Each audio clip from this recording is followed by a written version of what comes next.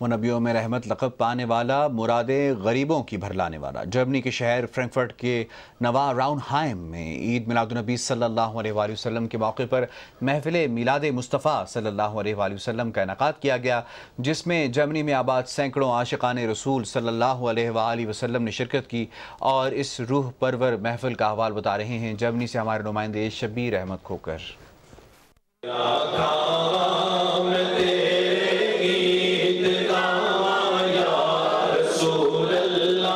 میلاد مصطفیٰ صلی اللہ علیہ وسلم کی بڑے پیمانے پر ہونے والی محافل کا سلسلہ جرمنی کی مساجد اور کمیونٹی سینٹر تک ہی محدود نہیں رہا، بلکہ اب یہ روح پرور محفلیں یہاں کے مخیر حضرات کے گھروں کی زینت بنتی جا رہی ہیں، جن کا اہتمام یہاں کے مسلمان بڑی عقیدت و محبت کے ساتھ کرتے ہیں۔ پیر سید احمد حسین ترمذی نے اپنے بیان میں کہا کہ میلاد حضور صلی اللہ علیہ وسلم کی ذات کا نام ہے۔ حاجی محمد افضل but, Syed Mahmood Shah, Muhammad Afzal Shah, Syed Jafar Ali Shah, Muhammad Babar Chishti, Sahibzada Khalil Sultan Ashrafi, England سے حافظ ناصر محمود خان نے اپنے مخصوص انداز میں بارگاہ رسالت میں گلہائے عقیدت اور جامعہ مسجد پاک دارالاسلام فرینکفرٹ کے امام اور خطیب علامہ محمد صدیق مصطفی نے نعتیہ کلام پیش کیا۔ یہ کلچر کے لیے بھی اچھا ہے، باقی مسلمانوں کے لیے اچھا کنیکشن ہے۔ سب سے اچھی چیز یہ لگی ہے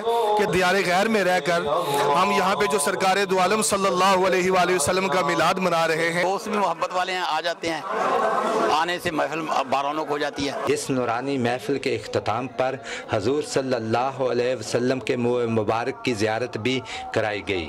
نوری محفل پہ چادر تنی نور کی، نور پھیلا ہوا آج کی رات ہے۔ شبیر احمد کھوکھر، پاکستان ٹیلی ویژن نیوز۔